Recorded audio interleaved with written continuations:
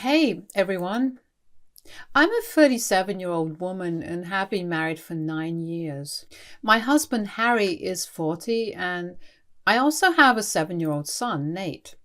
Harry's sister Kim also has a son around the same age as Nate. Her son Dean and my son used to be close and we used to have play dates almost every other day until recently. For the past couple of months, Nate has been telling me that Dean is bullying him at school. Both of them go to the same school and used to be in the same class too. But after my son complained about being bullied and made fun of by Dean, I spoke to their principal and had his class changed. Both of them are in second grade and I'd tried everything to fix the situation before taking that step. I'd spoken to Kim about the bullying, but she laughed it off and said that the boys were just being boys and that they'd get over it. My son's a rough and tumble little boy too, so if he was actually complaining about being constantly bullied by Dean, then I believe that there was something wrong and it wasn't just playing rough. When talking to Kim didn't work, I spoke to his teacher and had them separated. Since then, Kim and I haven't exactly been on good terms, and I avoid her at family gatherings because I don't want to speak to her. Her son is very unruly and rude and has absolutely no idea how to behave in public. And he's just 7, so things must be pretty bad, you guys can imagine. I don't think he's a good influence on my son, so I've stopped them from hanging out together and have told Nate to keep a distance from his cousin. He's okay with it because he was getting bullied and he didn't get along with his cousin anymore. Kim was either oblivious to all of this or she just didn't want to acknowledge that there was something wrong with the way her son had been behaving recently. This might also have something to do with Kim's recent breakup. I'm not sure though. She was dumped by her boyfriend of 3 years just 6 months ago, but none of us know the reason why that happened, and she's been weird ever since that happened. It seems like she's very detached from everyone now and only cares about herself, not even her son. She'd never married Dean's father, and they had broken up within a year of Dean's birth, but he had continued to co-parent their kid. He lives nearby, so Dean can continue to go to the same school, and he and Kim can easily take turns looking after Dean. As far as I know, they're not exactly on good terms, but they're not on bad terms either. He's not really close to the family, so we don't see the guy unless it's Dean's birthday that's being celebrated, or Hanukkah at Kim's house, which is a holiday that she hosts every year. That's the only time we see the guy, and he seems like a nice person who loves his son. At Dean's last birthday, which was 3 months ago, a couple of days before Nate and Dean were separated in school, he seemed very upset with Kim over something, but we didn't know what it was. I did guess that it must have been over Dean since he'd been behaving badly at the party as well, but Kim was acting like there was nothing wrong with the way he'd been acting. I didn't even want to go to that party, and neither did Nate because of Dean's behavior, but my husband insisted, so we did end up going. I didn't want us to fight because of that, and I figured just making an appearance would have been enough. So we did just that and came back home, and this way everyone was happy. A few weeks after that, Nate had his class changed, and after that, Kim and I didn't meet or speak to each other one-on-one. A few days ago, I sent out invitations to a lot of moms from Nate's group because Nate was celebrating his birthday in a couple of days. I did not invite Kim and her son because Nate didn't want Dean to be there, and neither did I. But when Kim found out that I hadn't invited her, but a lot of other kids had been invited, she was furious and called me to demand an explanation and to make sure her son got invited. I told her the real reason why her son wasn't invited and didn't mince my words because I thought she'd been letting her son run free and behave in a really awful way. I could understand that she'd just been through a bad breakup, but that was really no excuse to let her son be so undisciplined. And even if she believed it was all right, She could let that behavior remain confined to her own life and household, but I wasn't going to force my son and I to be a part of that. Dean had bullied Nate enough to make him not want to be around him at all, and to me, my son's well-being was more important than maintaining relationships. She was very angry and said a lot of horrible things about me and my son, and then hung up. I didn't think much of it because I knew an outburst like this was bound to happen at some point, and it didn't make much of a difference to me if she didn't talk to me over this. Since we weren't really that close anyway, and after she refused to raise her son better, I'd completely cut her off in my head. Out of love for my husband, I'd still tried to have a cordial relationship with her and attended her son's birthday, but it had been 3 months since that, and her son's behavior had only gotten worse, so now I didn't see any reason for us to force ourselves or our sons to be friends when they so clearly didn't get along with each other. My husband wasn't happy about this when he found out, but he also didn't say anything about it. Nate's birthday is coming up in 4 days, and after that phone call, Kim didn't try to talk to me about the birthday invitation. Then, 2 days ago, I had to attend a wedding, but it was out of town, so I had to stay overnight after the wedding. My husband told me that he couldn't attend because he was busy with work and Nate didn't want to go since he would have to skip 1 day of school, which he didn't want to do. So it was just me attending. It was a 4-hour drive to the location, and the wedding and after party were all wrapped by 11. I called my husband once I got to the hotel to check up on him and Nate, but to my surprise, my husband told me that Nate wasn't there. I didn't understand what he was talking about because it was really late at night, so I obviously expected my son to be at home.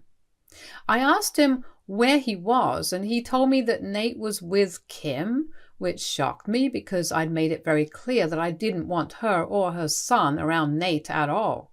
Not because of any personal issues, but mostly because Nate didn't want to be around them. Once I got over the shock, I snapped and asked my husband to get him back home right that instant. But he told me that I was overreacting and that they're just kids, so they could sort it out if they just had one sleepover together. Kim had apparently come by to pick my son up from our house to take him home, and my husband had let her because he thought that it was totally fine just because Kim was family, and he believed that Nate had to toughen up and learn how to be friends with his cousin instead of running away like a baby. I hung up on my husband because he was talking crazy and decided to call my parents so they could go over to Kim's house and bring Nate back to their own house where he'd stay until I came back the next day. I also called the cops, who got CPS involved, and they went along with my parents to bring Nate back home. I don't know what went down there exactly, but what I did find out from my parents later on was that Nate was very upset and had definitely been crying a lot. He'd even refused to have dinner at Kim's house because of some things that Dean had said about me, which he'd undoubtedly heard from his mother. So Kim had sent my son to sleep without any dinner. He was glad to be out of there and go home with my parents. I didn't rest until I was sure that he was with my parents, and even then, I was shaking like a leaf because of how overwhelming this experience had been for me. I started my drive back home as soon as my son was safe with my parents, and I had told the cops that I wanted to press charges against Kim and my husband. I had to be present in person for that, so I left the hotel at around 11:30 and headed straight to my parents' house. Once I'd seen my son in person and made sure he was okay, I headed over to the police station and pressed charges against both my husband and his sister. They'd been detained for a day, but had been released afterwards, and they'd have to stay in the state until the charges against them had been dropped or they were acquitted. I think they'd been let off pretty easily given the seriousness of what they'd done, because essentially Kim had taken my child away from his home without my approval, and it was absolutely not okay. Maybe he wasn't physically hurt, but he was emotionally really distressed and didn't even want to go to school today because he thought he'd have to come across Kim or Dean and that kid would end up bullying him again. There had been a pattern of roughhousing and playing rough, but this was different and it needed to end. If a 7-year-old is afraid of another kid to the point of being terrified to even see him, then there's certainly something very strange about that. I didn't let my son go to school, and I've decided to file for a divorce and full custody of Nate because I don't think my husband is capable of handling a child if he's willing to put family over his own kid's mental and emotional health. He didn't even apologize to me, but as soon as he got his phone back, he texted me to tell me that what I'd done was really disgusting and that he didn't want to see me because I was not fit to be a mother. He said I'd raise a sensitive girl instead of a son, and he wasn't on board with it. So now I could either come back to him and raise Nate on his terms, or I'd have to fight him for custody. I didn't even respond to that message, but a couple of hours ago I received another message from him saying that Kim was in the hospital because of me, apparently. He said that because of my overreaction the other day, Kim's ex had decided to file for full custody of Dean and had even come by to take him away because he believed that she wasn't capable of raising him anymore. She couldn't even stop him because he'd come with CPS. And since she was already facing charges for what she'd done with Nate, things weren't looking too good for her, so Dean was removed from her custody.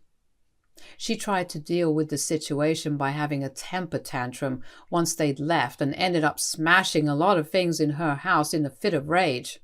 One of those things had been her glass coffee table, and when she'd smashed it, it had shattered and glass shards were all over the floor, which is how she'd injured herself now. My husband was blaming me for all of this because my actions had triggered this behavior, and even though I'd known that she was going through a breakup, I'd still call the cops on them for something petty, despite knowing that Kim was unstable right now. He's even called me a homewrecker because I've not only ruined my own marriage, he's also holding me responsible for breaking Kim's family apart, which doesn't make sense because she and her ex were never even married or anything. I don't understand what to think right now. AITA for reporting my husband and his sister to CPS after he let her take our son to her house to bond with her son who bullies and scares my son? Update 1. Hey you guys, thank you so much for the overwhelming response I got here. It was nice to have people on my side here because everyone else apart from my parents is certainly not on my side right now. Everyone's upset that Kim injured herself, and she even ended up in a rehabilitation center because she had a complete mental breakdown. I don't understand why his family and even some of our friends are blaming me for all of this because if anything, the violent episode that she had just proves that she's not fit to raise a child. Not right now at least, because this could have just as easily happened while her son was inside the house with her, and then he would have been in danger as well. So I probably did everyone a favor, but mostly people have accused me of overreacting and being too sensitive. I mean, how was I too sensitive? The woman had literally taken my kid away from home, and my husband had let her, and then even tried to act like it was okay, even though he knew how much Nate didn't like to be in the company of his cousin. I'd only call the cops because my husband refused to care for his son, and obviously someone had to. The kid's not even 10 yet. There's also the fact that Kim didn't find it necessary to discipline her own child at any point, but because Nate was under stress and was very upset, she thought that it would be appropriate to send him to bed without dinner just because he was sad and wanted to go home. And nobody seems to think that there's anything wrong with what she did just because she had a mental breakdown and ended up in the psych ward. It just seems really unfair to me that everyone's blaming me for what she did, even though I had no part to play in it. If she was under so much distress, then she really should have sought professional help earlier. But she didn't, and I don't understand how that's my fault. I didn't intend to create such a chain reaction of bad things to happen to Kim. I was just trying to protect my son. I don't understand why that's so hard for certain people to accept. I've already been feeling really upset about the divorce that's going to take place, and this is certainly not helping my situation. I feel like I just had to vent and let all these feelings out somewhere and somehow. So I'm treating Reddit as my journal right now. I need a lot of mental strength to get through this because what happened with Kim was bad. And I do feel sorry for her, but I don't think lashing out at me is the right move like most of my friends and my husband's relatives seem to think it is. My only solace is that at least Nate is happy, and he's even resumed going back to school now. He's happier now that Dean's father has taken Dean away so they can start afresh. They've moved a few blocks away and Dean's going to another school now, from what I heard from a couple of the mothers who keep in touch with the faculty. It's not ethical to gossip about the parents, but this is the first time that the gossip has been any help to me, so I'm thankful. Nate's back to school again, and as for the divorce and custody, I've already filed for divorce and full custody. My husband's yet to be served, but I'm sure that when he is, he's not going to let this go without a fight. I've already told my lawyer to take a look at our finances because 9 years is a long time, and I don't want him to screw me over, which he might try to do now that he and his family suddenly hate me. I can't say this is coming as a surprise. I had always known that he was fiercely loyal and protective of his family, but I really had never imagined that he would pick them even over us. I don't understand how he can just treat me like this after almost a decade of being together, and I'm kicking myself for not letting him go the second he showed the first signs of wanting Nate and Dean to still be friends, even after our son was being bullied. I should never have attended that damn birthday party with my son, and shouldn't have dropped that fight so easily. Then maybe we could have at least ended our marriage without so much drama.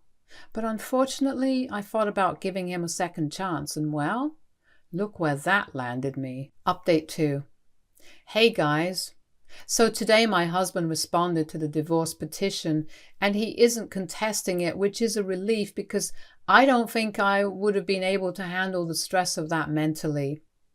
But he's not ready to give up custody of Nate yet, so that's going to be a problem.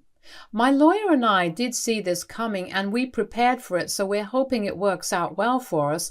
And I think it will because after what my husband did, I don't think any judge would want Nate to remain in his custody.